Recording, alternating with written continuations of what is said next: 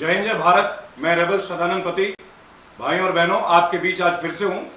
और जैसे कि मैंने आप लोगों से कहा था और आप लोगों से वादा किया था कि जहां भी शिकायत हो, जहां भी दिक्कत हो, जहां भी मजबूरियां हो, आवाज निरंतर उठाता रहूंगा। फिर चाहे वो बैंकों का मसला हो, चाहे मेरे मजदूर भाई और बहनों का मसला हो, फिर चाहे वो मनरेगा का हो, कोई भी विषय हो, जहां भी मेरे देशवासी पीड़ित हैं, जहां भी मेरे भारतीय भाई बहन पीड़ित है, आवाज तो मैं उठाता रहूंगा। आज आप लोगों के बीच में हूं आदर्श क्रेडिट कोऑपरेटिव सोसाइटी। इसके बारे में शायद बहुतों को पता और लाखों को पता हो, लेकिन बहुतों को शायद यह नहीं पता कि तकरीबन 21 लाख उपभोक्ता, my dear fellow brothers and sisters of the great nation, मैं ये कहना चाहूंगा कि 21 लाख कस्टमर्स एंड 4.5 लाख यानी कि 4,50,000 एडवाइजर्स एंड 4,000 एम्प्लॉइज, 4,000 कर्मचारी आदर्श क्रेडिट एवं कोऑपरेटिव सोसाइटी के आज सरकार के ढिलमुल रवैये, आज सरकार का नकारात्मक रवैये की वजह से हाशिए पे हैं, सड़कों में हैं और दर्द सह रहे हैं और बहुत ही कठिनाई के दौर से गुजर रहे हैं। प्रश्न है कि आखिर ये सब क्यों? क्या है यह Adarsh Credit Cooperative Society Private Limited? ये है क्या? ऐसी क्या बात हो गई कि आज लाखों लोग सड़कों पे आ गए? ऐसी क्या बात हो गई कि 21 लाख उपभोक्ता, 21 lakh customers, 4.5 lakh advisors and 4,000 employees. अगर आप देखें एक इतना बड़ा पैमाना है लोगों का, जो लोग आज सड़कों पे हैं, अपने नौकरी से वंचित हैं, अपने पैसों से वंचित हैं, अपने जीवन भर के पूंजी से वंचित हैं। आखिर किसकी वजह से? जानते हैं कि कौन है इसके पीछे और कौन नहीं है। आगे बढ़ने से पहले मैं आप लोगों को बताना चाहूंगा भाइयों और बहनों कि कुछ दिन पहले मैंने पीएमसी के बारे में भी उठाया था और निरंतर मेरी आवाज इस आंदोलन के साथ चल रही है। बताना चाहूंगा आदर्श क्रेडिट कोऑपरेटिव सोसाइटी 18 जनवरी 1999 को सिरोही, जो कि राजस्थान का एक छोटा सा कस्बा है, वहां से यह सफर शुरू हुआ। यह सफर शुरू हुआ मिस्टर मुकेश मोदी, जो कि फाउंडर हैं आदर्श क्रेडिट कोऑपरेटिव सोसाइटी के। इनकी सोच, इनकी विचारधारा जनसंपर्क अभियान के अंतर्गत था, लोगों के बीच जाने का था, लोगों को एक आर्थिक मदद देने की थी, लोगों को एक नौकरी के प्लेटफॉर्म में लाना था और लोगों को एक प्रॉफिट यानी कि एक वृद्धि देने का उद्देश्य था। जिस उद्देश्य शुरू हुए थे वो उद्देश्य बहुत ही अच्छे से चल रहा था।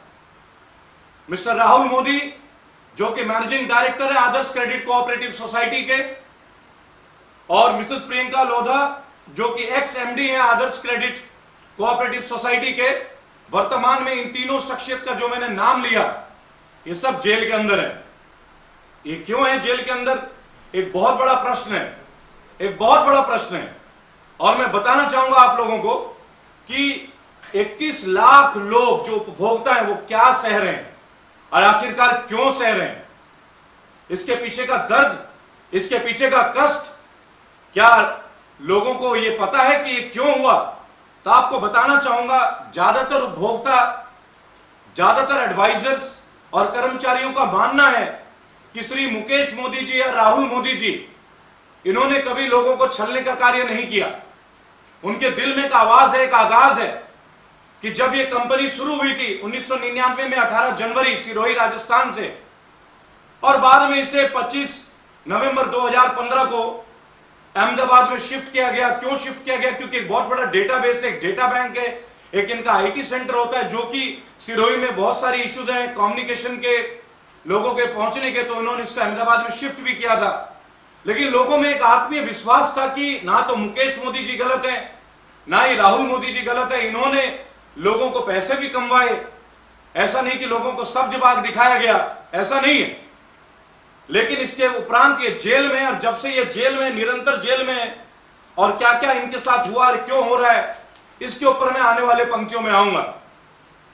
आपको बताना चाहूंगा कि ये जेल में क्यों हुए। सिफो, सीरियस फ्रॉड इन्वेस्टिगेशन ऑफिस, ये मिनिस्ट्री ऑफ कॉर्पोरेट अफेयर्स के अंतर्गत आती है। जैसे कि भाई और बहनों आप जानते हैं, यहां पे एक कंप्लेन हुई थी और एसओजी, जो कि स्पेशल ऑपरेशन ग्रुप है राजस्थान की, इन्होंने उनको अरेस्ट किया था।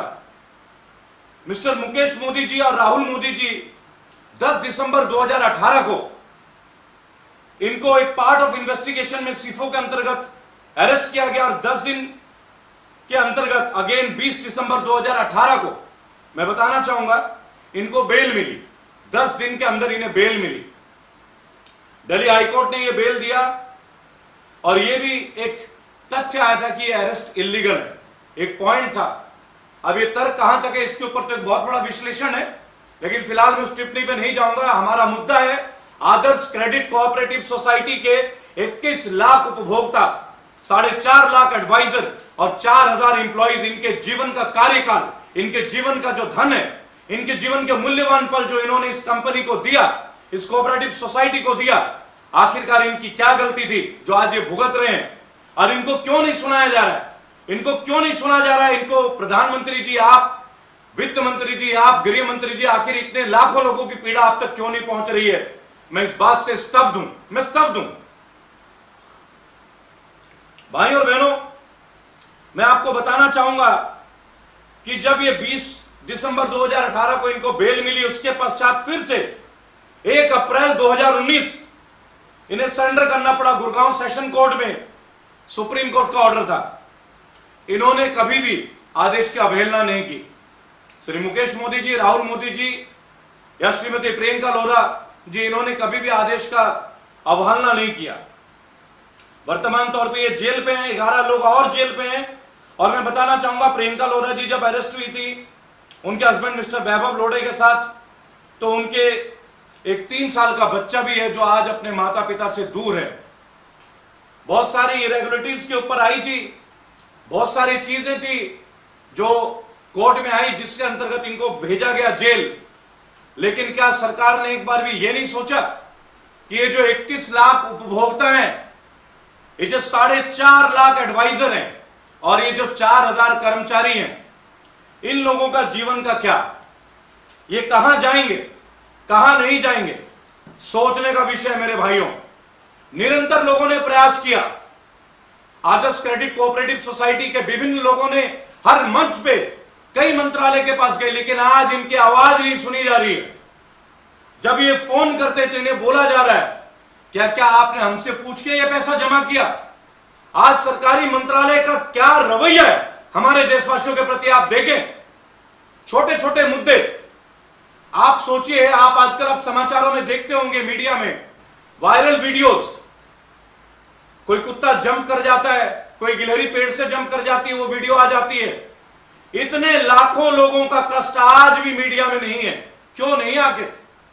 आखिर क्यों नहीं है? इसके ऊपर मैं विश्लेषण करूंगा भाई और बहनों, और आपको बताना चाहूंगा कि रोजाना की तकरीबन 50,000 ट्वीट करे जाते इस मुद्दे के ऊपर, लेकिन उसको अंजाम तक कोई नहीं पहुंचाता। कई सारे बड़े बड़े मंत्री हैं जिनको यह पता है, लेकिन वो एड्रेस नहीं कर रहे हैं।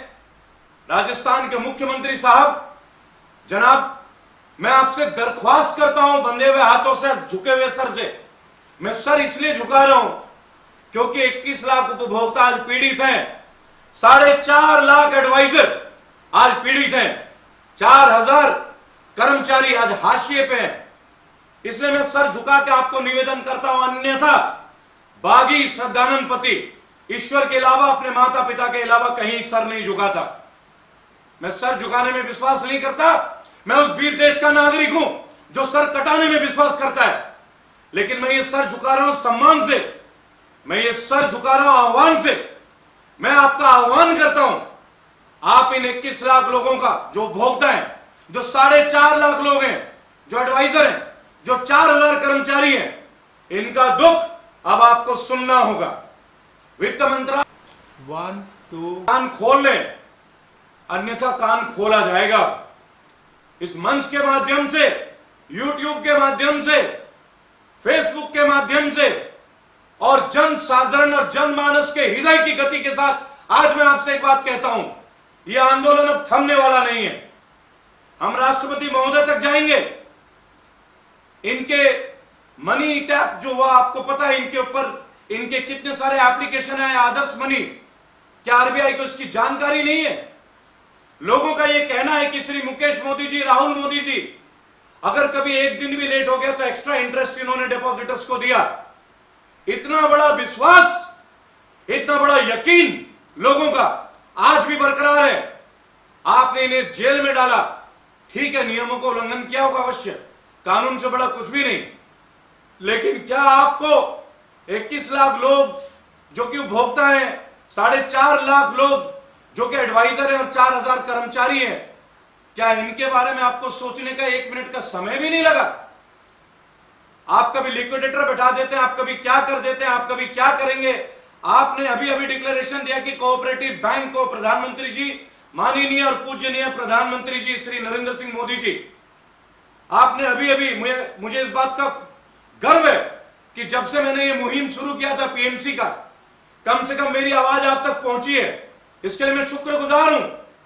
आपने ये कहा कि अभी आरबीआई के अंतर्गत आना चाहिए जो कोऑपरेटिव बैंक्स हैं, लेकिन माननीय मोदी जी, मेरे मार्गदर्शक, मैं आपको अपना आइडल मानता रहा हूं, क्या कोऑपरेटिव सोसाइटीज को आरबीआई के अंडर नहीं लाना है? क्या यह अन्याय नहीं है?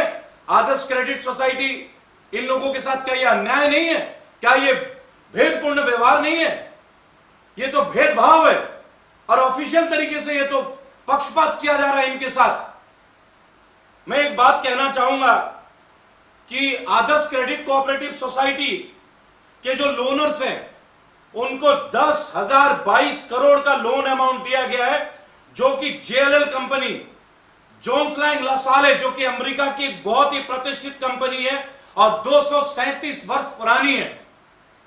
इतना बड़ा एक एक्रेडिटेशन एक अमेरिका की कंपनी देती है। आज मोदी जी, माननीय प्रधानमंत्री जी, आज सर डोनाल्ड ट्रंप आप लोगों के स्ट्रैटेजिक पार्टनर है, अलायंस है, आपके साथ विभिन्न मंच में खड़े होते हैं और उन्हीं के देश की एक अंतरराष्ट्रीय कंपनी जेएलएल, जोन्स लैंग लासाले, जो कि 237 वर्ष पुरानी है, वो इस क्रेडिबिलिटी को देती है। उसके पश्चात हम क्या कर रहे हैं और हम क्या सह रहे हैं। देखिए, मैं एक बात और बताना चाहूंगा, हमेशा मैंने बोला है कि मीडिया जो है वो डेमोक्रेसी का चौथा स्तंभ है। एबीपी न्यूज चैनल में एक एपिसोड आया था मास्टर स्ट्रोक, जो कि 3 दिन तक चला था, 13 जून 2018। मैं बताना चाहूंगा, और इसमें श्री मुकेश मोदी जी, ललित मोदी जी को नीरव मोदी जी और प्रधानमंत्री मोदी के साथ जोड़ दिया गया। मैं इस बात से बहुत असहमत हूं। अगर किसी के नाम के आगे मोदी हो जाए तो आप सबके साथ थोड़ी ना जोड़ दोगे, ये तो कमाल हो गया, ये तो कमाल हो गया। लेकिन उसके पश्चात आज तक कभी भी कोई एपिसोड नहीं आया आदर्श क्रेडिट कोऑपरेटिव सोसाइटी के लिए। मैं रेबल सदानंद पति आज आप सबको वादा करता हूं, निकल चुका हूं अपने घर से, आप लोगों के बीच, आप लोगों के लिए तैयार हूं युद्ध के लिए। आप तैयार हो जाएं, कमर कस लें, कफन भी तैयार होगा अपने हक के लिए, अपनी प्रतिष्ठा के लिए। इस वीडियो के माध्यम से मैं सरकार से, विभिन्न मंत्रालयों से अनुरोध करता हूं, आपने जिन्हें जेल में डाला है, श्री मुकेश मोदी जी, श्री राहुल मोदी जी, श्रीमती प्रियंका लोढ़ा जी, जितने भी ये लोग हैं, इनके बारे में मैं एक बात बताना चाहूंगा। आज ये तथ्य नहीं, यकीन के साथ कि ये लोगों को पैसा देना चाहते हैं। आप मध्यस्थता कीजिए, आप इनकी बात को आगे आने दीजिए। आपने एक नियम के उल्लंघन के लिए इनको जेल में डाल दिया है और इतने लोगों का भविष्य दांव पर डाल दिया है। इनका घर का खर्चा कौन चलाएंगे? और भाइयों और बहनों, मेरे बीजेपी के साथियों, आप कहते हैं कि मैं बीजेपी के खिलाफ बोलता हूं, कदाचित नहीं, बिल्कुल गलत बात है। मैं कभी बीजेपी के खिलाफ नहीं बोलता, मैं गवर्नेंस के खिलाफ बोलता हूं, जहां बैड गवर्नेंस है। आज सेंटर में आप हैं तो मैं किससे प्रश्न करूंगा? आज वित्त मंत्री कौन है? माननीय श्रीमती निर्मला सीतारमण जी। वो कौन से पार्टी से संबंधित है? बीजेपी से। तो मेरा प्रश्न किनसे होगा? आपके पार्टी के नेता से, आपके पार्टी के चुने हुए जनप्रतिनिधि से। ऐसा हो नहीं सकता कि दो तरह के पैमाने हम ले लें। It is not possible. मैं आपको बताना चाहूंगा, सामाजिक सरोकार बहुत रहा आदर्श क्रेडिट एंड कोऑपरेटिव सोसाइटी का। जब उत्तराखंड में आपदा आई थी, आदर्श सोसाइटी ने 51 लाख रुपए दान दिए थे। कश्मीर में जब बाढ़ की स्थिति थी, भाई और बहनों, आपको याद होगा कश्मीर के हालात कितने बुरे हो गए थे। तब इसी क्रेडिट सोसाइटी ने, यानी कि आदर्श क्रेडिट कोऑपरेटिव सोसाइटी ने 21 लाख रुपए का दान दिया था। और मैं आपको बताना चाहूंगा, देखें कि नेपाल में जब ये इतनी बड़ी बुरी स्थिति हुई थी तो नेपाल को करोड़ों की आर्थिक सहायता दी गई, सहायता सामग्री भेजी गई। जम्मू कश्मीर के बाढ़ पीड़ितों के लिए दिया गया 21 लाख रुपए का अनुदान जो है वो प्रधानमंत्री कार्यालय से स्वीकृत है। विभिन्न अलग अलग विभागों ने इन्हें कई सारे मान चिन्हों से, कई सारे पुरस्कारों से इनको पुरस्कृत किया। आज अगर कुछ नियमों की अनदेखी हुई है, आप उन्हें सजा देना चाहते हैं, दे। कानून का काम है उनको सजा देना, कानून का काम है उन्हें मुक्त करना। लेकिन जब वो तैयार हैं 21 लाख उपभोक्ताओं के लिए, जब वो तैयार हैं 4.5 लाख एडवाइजरों के लिए, जब वो प्रस्तुत करना चाहते हैं 4000 इंप्लॉइज के लिए, और आप सोचें 809 ब्रांचेस से ऑल ओवर इंडिया में, कश्मीर से लेके कन्याकुमारी, जैसलमेर से लेके कलकत्ता तक, जिन दफ्तरों में, जिन बिल्डिंगों में उनके दफ्तर थे, आज वो किराए बंद हैं, लोगों के पैसे बंद हैं, जीवन भर की पूंजी बंद हो गई। आखिर उन्होंने क्या गलत कर दिया? वो तैयार है लोगों को देने के लिए। आखिर किस तरह का पॉलिटिकल प्रेशर है? मुझे लगता है वर्तमान जो भारतीय सरकार है, इनकी राजनीतिक रीढ़ की जो हड्डी है उसमें कमी है, उनमें इच्छा शक्ति की कमी है। किसी भी एक प्रॉब्लम को सॉर्ट आउट करने के लिए तैयार नहीं है। मैं रेबल हूं और मैं रेबल की तरह हुंकार करूंगा। केवल राष्ट्रीय पशु अगर आप बाघ कह दे तो नहीं, रॉयल बंगाल टाइगर नहीं है केवल, मैं तो बंगाल का हूं, गर्व से कहता हूं। भारत का हर निवासी शेर है। आप ललकारिए मत, आप हमें धुतकारने की हिम्मत ना करें। आपसे हम नहीं है नेताओं, मैं आपसे कह रहा हूं, हमसे आप हैं। प्रश्नकाल में आप हमारे प्रश्न नहीं उठा रहे, लोकसभा में, राज्यसभा में आप हमारे दर्द को नहीं देखते हैं। क्या आदर्श क्रेडिट एंड कोऑपरेटिव सोसाइटी के लोगों ने कुछ पाप किया है? भाइयों और बहनों, मेरे बीच रीजनल हेड आशीष रैना अभी मेरे साथ जमा होंगे, मेरे साथ होंगे, प्रस्तुत होंगे, जो 5 राज्यों की इकाई के हेड रहे, रीजनल हेड श्री आशीष रैना जी। ये बताएंगे आपको आदर्श क्रेडिट कोऑपरेटिव सोसाइटी के बारे में कि किस तरह ये सोसाइटी लोगों को हेल्प करती रही है। और आज सरकार के ढुलमुल रवैये, सरकार का नकारात्मक रवैया, वित्त मंत्रालय का अंधापन और गूंगापन हमें कितना पीड़ा दे रहा है, हमें कितना दर्द दे रहा है, हमें कितनी तकलीफ दे रहे हैं। मैं उनका स्वागत करूंगा। आदर्श क्रेडिट कोऑपरेटिव सोसाइटी से रीजनल हेड श्री आशीष रैना जी मेरे साथ आए, मेरे मंच पे आए। आदर्श क्रेडिट कोऑपरेटिव सोसाइटी, जब रेबल सदानंद यानी कि जब मैंने मुद्दे को देखा था तो मुझे महसूस हुआ था कि कितना दर्द है लोगों के सीने में। एक आग है जो ज्वालामुखी बन के तैयार है, एक आग है जो लोग पीड़ित हैं और रोज जल रहे हैं। एक होता है आत्मदाह, ये होता है जबरदस्ती का आत्मदाह। हम आत्मदाह के लिए पीड़ित हो रहे हैं। कारण क्या? कारण है आखिर कि हमारे पैसे हम ले नहीं पा रहे हैं। डायरेक्टर्स मुकेश मोदी जी, राहुल मोदी जी, श्रीमती प्रियंका लोढ़ा जी, ये हमारे साथ है, ये हमारे लिए पक्षधर है, ये चाहते हैं कि इसका समाधान हो। 4000 इंप्लॉइज, आप समझें, 21 लाख तो उपभोक्ता हो जाते हैं, 4.5 लाख एडवाइजर हो जाते हैं जो गली गली जाके लोगों को जोड़ते हैं, एक दूसरे के लिए शेयर करते हैं, इंफॉर्मेशन बताते हैं। और 4000 इंप्लॉइज जैसे कि आशीष रैना जी हैं मेरे साथ इस मंच पे, और आशीष रैना जी एक रीजनल हेड रहे 5 राज्यों के, और इतने सारे लोगों को अपनी टीम बना के जब ये जाते हैं लोगों में। आशीष जी, आपका मैं स्वागत करूंगा। थैंक यू रेबल जी। जी मैं आशीष रैना, रीजनल हेड गाजियाबाद, गुड़गांव, हरियाणा, झारखंड और अपना यूपी पूरा। ऑलमोस्ट मेरे पास लगभग 100 ब्रांचेस हैं जहां पे मैं हेड कर रहा हूं, और लगभग मेरे अंडर में यहाँ पे 350 एम्प्लॉइज काम कर रहे हैं, जो कि आज की डेट में इस मैटर को लेके जो कि रेबल सदानंद जी ने उठाया है आज हमारे मुद्दे को, उसको मंच पे लाने के लिए यूट्यूब के माध्यम से, फेसबुक के माध्यम से, कहीं हर एक चीज सोशल मीडिया के माध्यम से जो उन्होंने लाया है आज, मैं इनका दिल से हार्दिक अभिनंदन करता हूं। आशीष जी, मैं बताना चाहूंगा मित्रों कि एक रीजनल हेड आज हमारे साथ बैठे हैं। जब कर्मचारी इन्हें फोन करते हैं, जब उपभोक्ता इन्हें फोन करते हैं, जब एडवाइजर इन्हें फोन करते हैं, इनके चेहरे की दुर्दशा नहीं थी। अगर आप आशीष जी की 2 साल 1 साल पहले का चित्र देख लें और आज आशीष जी को देख लें, जो इन्हें जानते हो तो बता देंगे आपको कि चिंता का जो चेहरा है, ये चेहरा अब चिंता में परिवर्तित है। क्या भारतीय सरकार अब चिंता से इन्हें चिता तक पहुंचाने का इंतजार कर रही है? क्या आप ये चाहते हैं कि 21 लाख लोग चिता में आ जाएं? क्या 4.5 लाख एडवाइजर हवन कुंड में जल जाएं? क्या 4000 सर्विस क्लास जो एम्प्लॉइज हैं उनको जवाब देते देते एक वक्त का समय नहीं मिल पा रहा है?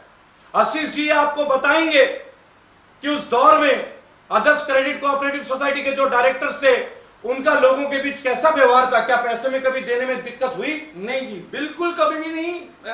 सन 1999 से 18 जनवरी 1999, जैसा कि रविल जी ने बोला, हमारा फाउंडेशन डे था उस दिन, तब से लेके आज तक 2018 तक 1 रुपए का भी डिले नहीं हुआ है पेमेंट्स देने में। और हम जो डिपॉजिट बेस उठाते हैं और कोई भी ट्रांजैक्शन अगर जो भी हम करते हैं विदाउट आधार कार्ड नहीं करते हैं। ये एक मेन पॉइंट है, विदाउट आधार कार्ड नहीं करते हैं। ये पॉइंट आप गौर कीजिएगा, क्योंकि आधार कार्ड मैंडेटरी किया गया था पहले। और देखिए, एक कंपनी जो प्रधानमंत्री जी के महत्वाकांक्षी योजना को अपने तौर पे अमल पे लाती है, आज उस कंपनी को हाशिए में लाया गया। जी आशीष। और जैसे कि प्रधानमंत्री जी ने बोला था कि मुझे ये डिजिटल इंडिया बनाना है, और हमने अपने प्लेटफॉर्म को, पूरे आदर्श के प्लेटफॉर्म को पूरा डिजिटल पे लेके आ रहे हैं। हमने उसके लिए हमने मोबाइल मनी एप्लीकेशन चालू करी है, जिसके थ्रू हम ऑल ओवर इंडिया कहीं पे भी बैठ के किसी भी बैंक में पैसा भी डिपॉजिट कर सकते थे। मेरे ख्याल से उनको आदर्श मनी के नाम से, आदर्श मनी एप्लीकेशन, बिल्कुल आप बिल्कुल सही बोल रहे हैं। और उसके बाद प्लस हम डीटीएच रिचार्ज करते थे, मोबाइल अपना रिचार्ज करते थे, सब कुछ हम उस वाटर बिल तक भरते थे हम उस चीज से। एक तरह से जो बुनियादी ढांचा था, जो बुनियादी जरूरतें थी, वो आदर्श क्रेडिट कोऑपरेटिव सोसाइटी के ऐप के द्वारा आप लोग पूर्ण करते थे। भाई और बहनों, मैं आशीष जी से केवल एक बहुमूल्य समय और लूंगा कि आप सीधे सीधे सरकार से क्या कहना चाहते हैं कि आपका प्रॉब्लम सॉल्व हो, आपका क्या भावना है, क्या फीलिंग है, क्या व्यूज है, कृपया शेयर करें आशीष जी। सर, मैं तो सिर्फ और सिर्फ प्रधानमंत्री मोदी जी से और गृह मंत्री अमित शाह जी से निवेदन, और प्लस अपने फाइनेंस मिनिस्टर निर्मला सीतारमण जी से अनुरोध करता हूं कि आदर्श को एक बार पूरा सुचारू रूप से चलाया जाए और लिक्विडेटर हटा के उस पे एक एडमिनिस्ट्रेटर बिठाया जाए जो कि नया बोर्ड गठन भी कर सके। हमें उस पे भी कोई आपत्ति नहीं है। भाई और बहनों, आप देखिए, बगैर किसी भी करके पक्षपातपूर्ण तरीके से एक लिक्विडेटर बैठाया जाता है, जबकि इसकी आवश्यकता तब थी नहीं और ना ही इसके लीगल पैरामीटर्स थे। ये कंपनी कोई डूबी हुई कंपनी नहीं है, ये कंपनी कोई ऐसा कंपनी जो संस्थागत या ढांचागत तरीके से टूट गई हो। जी, तो मैं उनसे अनुरोध करना चाहता हूं, इसको एक बार पुनः चालू कराया जाए। और जितने भी, ये सिर्फ 21 लाख और 4 लाख एडवाइजर और 4,000 एम्प्लॉइज की बात नहीं है, उनके साथ एक एक परिवार पूरा जुड़ा हुआ है। ये लगभग 1 करोड़ लोगों से ज्यादा बातें हैं जी, जो आज की डेट में पूरी तरह ग्रस्त हो चुके हैं। पिछले 1 साल से लोगों को रोजगार खत्म हो चुका है, 1-1.5 साल से रोजगार खत्म हो चुका है। आशीष जी, मैं आपकी बात को पूर्ण करता हूं। मैं रेबल सदानंद पति आज वित्त मंत्री माननीय निर्मला सीतारमण जी से अनुग्रह करूंगा, हाथ जोड़ के सविनय निवेदन है, माता जी, मैं हमेशा आपको माता जी कहकर संबोधित करता हूं क्योंकि मैं भी आपके पुत्र समान हूं। मैं आपसे एक प्रश्न करना चाहूंगा कि क्या केवल 20 लाख करोड़ का पैकेज एमएसएमई वगैरह को दिखाना पर्याप्त है, या ये जरूरी है कि लाखों करोड़ों लोगों का जो दर्द है उसे हम संबोधित करें? आप मंच पे आइए। आरबीआई के डायरेक्टर साहब, मेरे को आपसे विनम्रता पूर्वक मैं दरख्वास्त करूंगा कि आप लोगों के बीच में आए और आपने जो कोऑपरेटिव बैंक्स को, प्रधानमंत्री जी आपने जो बोला है कि कोऑपरेटिव बैंक को आरबीआई की निगरानी में लाया जाए, तत्काल प्रभाव से तुरंत आदर्श क्रेडिट कोऑपरेटिव सोसाइटी और विभिन्न अदर सोसाइटीज को आरबीआई के गाइडलाइंस में लाए। और जब आदर्श क्रेडिट कोऑपरेटिव सोसाइटी के डायरेक्टर्स इसका समाधान करने को तैयार हैं तो सार्वजनिक मंच में उन्हें आने दें, एक बार मौका दिया जाए। इस तरह से भेदभावपूर्ण तरीके से आप अन्याय ना करें। और भाई और बहनों, अगर मेरी आवाज आज पीएमओ तक जा रही है, वित्त मंत्रालय तक जा रही है, आप लोग 21 लाख उपभोक्ता, 4.5 लाख एडवाइजर और 4,000 मेरे मित्र एम्प्लॉइज, अच्छी चीज मैं आप लोगों से अनुग्रह करूंगा, रेबल सदानंद पति का यूट्यूब चैनल को सब्सक्राइब करें मेरे चैनल को। आज नेशनल टीवीज में मेरे इंटरव्यूज रोक दिए जाते हैं, केवल यूट्यूब और फेसबुक के माध्यम में जिनसे हमारी आवाज जा रही है, ज्यादा से ज्यादा लोग, आशीष जी आप सबसे ज्यादा मैं अपने जितने भी हमारे आदर्श के पीड़ित लोग हैं, मैं उनसे सबसे विनती करता हूं, इस YouTube चैनल को सबसे ज्यादा लोग शेयर करें और प्लस फेसबुक पे भी इसको शेयर करें एंड सब्सक्राइब जरूर करें इस वीडियोस को। इस युद्ध में आपका हमारा साथ, कहते हैं ना सबका साथ सबका विकास। आइए मोदी जी की बात को पूर्ण करते हैं, मिलाते हैं हाथों में हाथ, रेबल के साथ आदर्श का हाथ, और चलिए आदर्श का विकास करते हैं। हम साथ हैं। जय हिंद, जय भारत।